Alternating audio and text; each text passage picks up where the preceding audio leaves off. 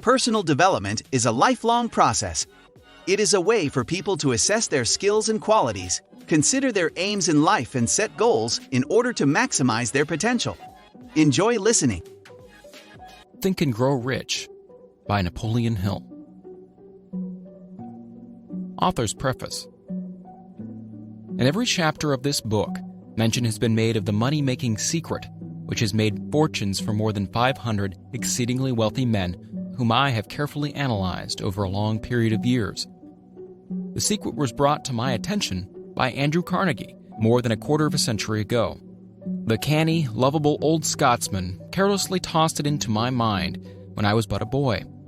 Then he sat back in his chair with a merry twinkle in his eyes and watched carefully to see if I had brains enough to understand the full significance of what he had said to me. When he saw that I had grasped the idea, he asked if I would be willing to spend 20 years or more preparing myself to take it to the world, to men and women who, without the secret, might go through life as failures. I said I would, and with Mr. Carnegie's cooperation, I've kept my promise. This book contains the secret, after having been put to the practical test by thousands of people in almost every walk of life. It was Mr. Carnegie's idea that the magic formula which gave him a stupendous fortune ought to be placed within reach of people who do not have time to investigate how men make money, and it was his hope that I might test and demonstrate the soundness of the formula through the experience of men and women in every calling. He believed the formula should be taught in all public schools and colleges, and expressed the opinion that if it were properly taught, it would so revolutionize the entire educational system that the time spent in school would be reduced to less than half. His experience with Charles M. Schwab and other young men of Mr. Schwab's type convinced Mr. Carnegie that much of which was taught in schools is of no value whatsoever in connection with the business of earning a living or accumulating riches. He had arrived at this decision because he had taken into his business one young man after another, many of them with but little schooling, and by coaching them in the use of this formula, developed in them rare leadership. Moreover, his coaching made fortunes for every one of them who followed his instructions. In the chapter on faith, you'll read the astounding story of the organization of the giant United States Steel Corporation, as it was conceived and carried out by one of the young men through whom Mr. Carnegie proved his formula will work for all who are ready for it. This single application of the secret by that young man, Charles M. Schwab, made him a huge fortune in both money and opportunity. Roughly speaking, this particular application of the formula was worth $600 million. These facts, and they are facts, well known to almost everyone who knew Mr. Carnegie, give you a fair idea of what the reading of this book may bring to you, provided you know what it is that you want.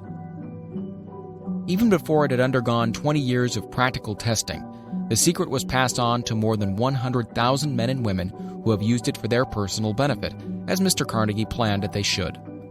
Some have made fortunes with it. Others have used it successfully in creating harmony in their homes.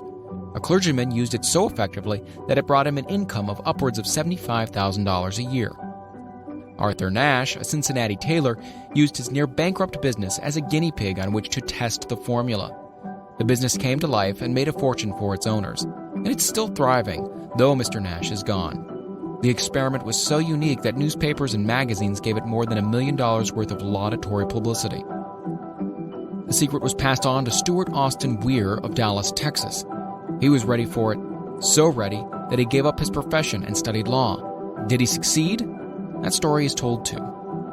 I gave the secret to Jennings Randolph the day he graduated from college, and he has used it so successfully that he is now serving his third term as a member of Congress with an excellent opportunity to keep on using it until it carries him to the White House. While serving as an advertising manager of the LaSalle Extension University, when it was little more than a name, I had the privilege of seeing J.G. Chaplin, president of the university, use the formula so effectively that he has since made the LaSalle one of the great extension schools of the country. The secret to which I refer has been mentioned no fewer than 100 times throughout this book. It has not been named directly, for it seems to work more successfully when it is merely uncovered and left in sight, where those who are ready and searching for it may pick it up. This is why Mr. Carnegie tossed it to me so quietly, without giving me its specific name. If you are ready to put it to use, you will recognize this secret at least once in every chapter. I wish I might feel privileged to tell you how you will know if you are ready, but that would deprive you of much of the benefit you will receive when you make the discovery in your own way. While this book was being written, my own son, who was then finishing the last year of his college work, picked up the manuscript of Chapter 2, read it, and discovered the secret himself.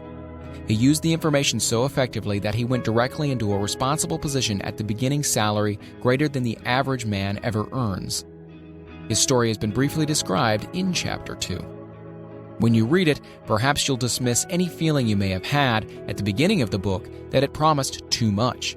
And two, if you have ever been discouraged, if you have had difficulties to surmount which took the very soul out of you, if you have tried and failed, if you were ever handicapped by illness or physical affliction, this story of my son's discovery and the use of the Carnegie formula may prove to be the oasis in the desert of lost hope for which you have been searching. This secret has extensively been used by President Woodrow Wilson during the World War. It is passed on to every soldier who fought in the war, carefully wrapped in the training received before going to the front. President Wilson told me it was a strong factor in raising the funds needed for the war. More than 20 years ago, Honorable Manuel L. Quezon, then resident commissioner of the Philippine Islands, was inspired by the secret to gain freedom for his people. He has gained freedom for the Philippines and is the first president of the free state. A peculiar thing about the secret is that those who once acquire it and use it find themselves literally swept on to success with but little effort, and they never again submit to failure. If you doubt this, study the names of those who have used it, wherever they've been mentioned. Check their records for yourself and be convinced. There is no such thing as something for nothing.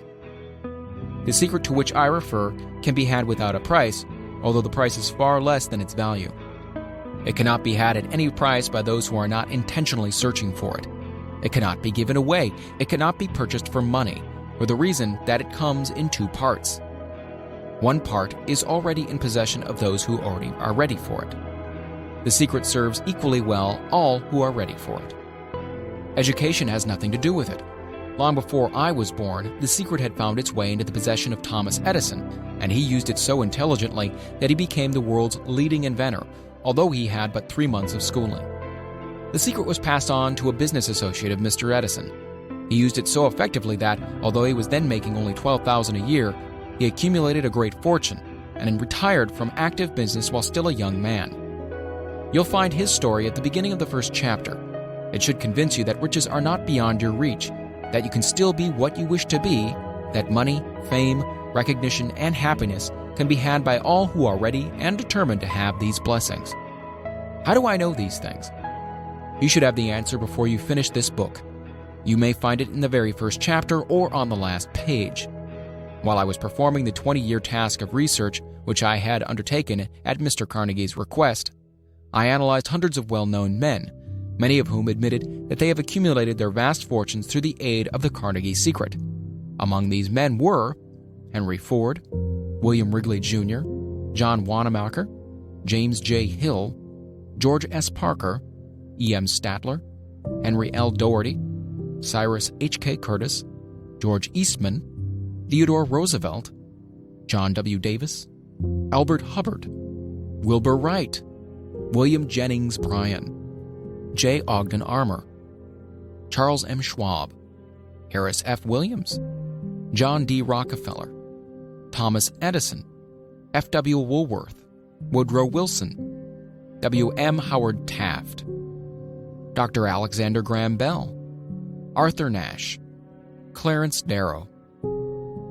These names represent but a small fraction of the hundreds of well-known Americans whose achievements, financially and otherwise, prove that those who understand and apply the Carnegie secret reach high stations in life. I have never known anyone who was inspired to use the secret who did not achieve noteworthy success in his chosen calling. I've never known any person to distinguish himself or to accumulate riches of any consequence without possession of the secret. From these two facts, I draw the conclusion that the secret is more important as a part of the knowledge essential for self-determination than any which one receives through what is popularly known as education. What is education anyway? This has been answered in full detail. As far as schooling is concerned, many of these men had very little.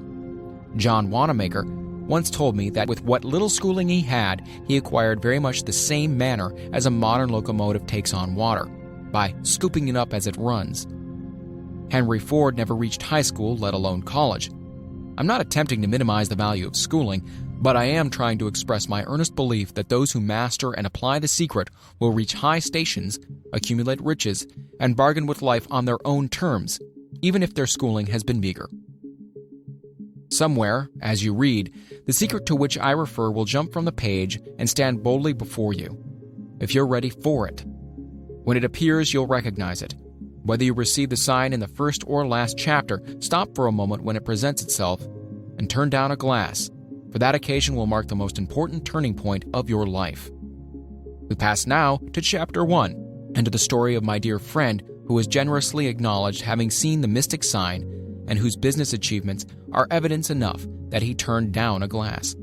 As you read his story and the others, remember that they deal with the important problems of life, such as all men experience, the problems arising from one's endeavor to earn a living, to find hope, courage, contentment, and peace of mind, to accumulate riches and to enjoy freedom of body and spirit.